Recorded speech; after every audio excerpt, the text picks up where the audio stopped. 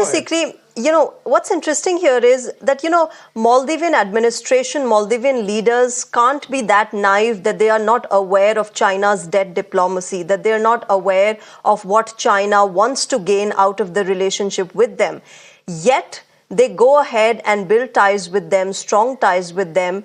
What is it that, pushes them to be in that kind of a relationship with China? They're largely Muslim-dominated countries, as Professor Nalapat said. Nobody is talking about the Uyghurs, the kind of suppression that they face in China. All that is there is the kind of financial aid and the investments that come in from China. Is that the only focus? Is that the only reason why these smaller countries build strong ties with China?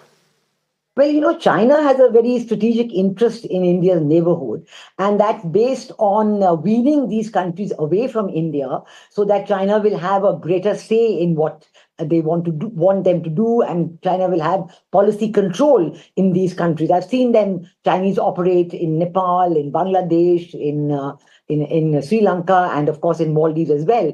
But Chinese approach to these countries is based totally on cultivating certain politicians. So there's an election coming up. Whoever is the opposition character, the person, China will promise them great, finances, great financial assistance, very much at the top level, fill their pockets, etc., and demand complete obeisance in return.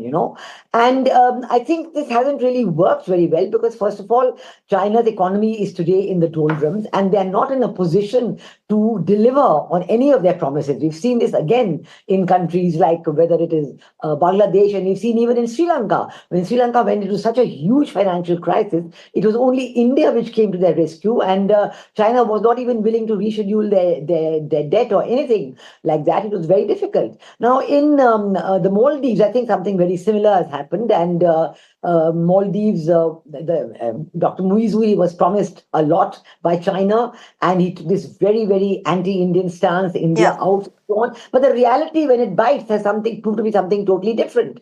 China is not able to deliver. Of course, China is holding out, as Professor Nalpat said, because they want commitments on strategic presence of China in the Maldives. But I think this strategic presence of China in the Maldives is not acceptable to any other country in the world. And President Muizzu knows that he cannot do that, and he cannot, give China any kind of strategic presence without annoying all the other countries of the world and putting his whole country into danger.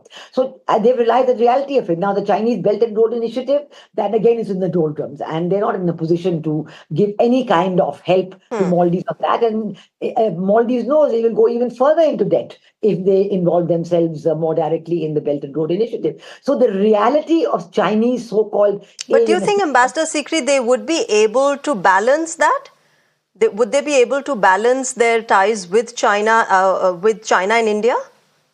Look, every country tries to work it out like that. I mean, we saw even Prime Minister Sheikh Hasina, so many others, thinking that they must balance it because that's what it needs to do. In Singapore, they call India and China the two wings of a jet aeroplane, etc. But in the neighborhood, I can understand Singapore and ASEAN talking about that, but in the neighborhood, the reality of the neighborhood nearness of India and what we can do for our neighborhood and what we are willing to do for our neighborhood is quite different. Now, take one example of water.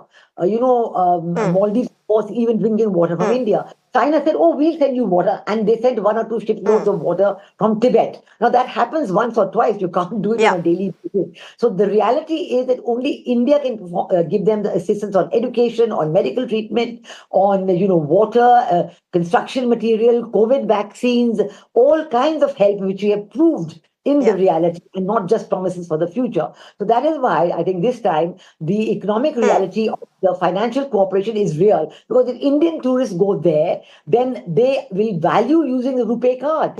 And the Maldives people, the Tourist Industry Association, their most important association, said very clearly from day one to President Muizzu, we need Indian tourists. And when there was an India out, Indian tourists just cancelled. That's right. So I think it has been a very real political check for. Okay, we leave it there. Hopefully the two countries will have a stronger relationship than what they've seen in the past 1 year or so. Thank you very much, Ambassador Veena Sikri and Professor Nalapat, for joining us on Mirror Now and sharing your perspective.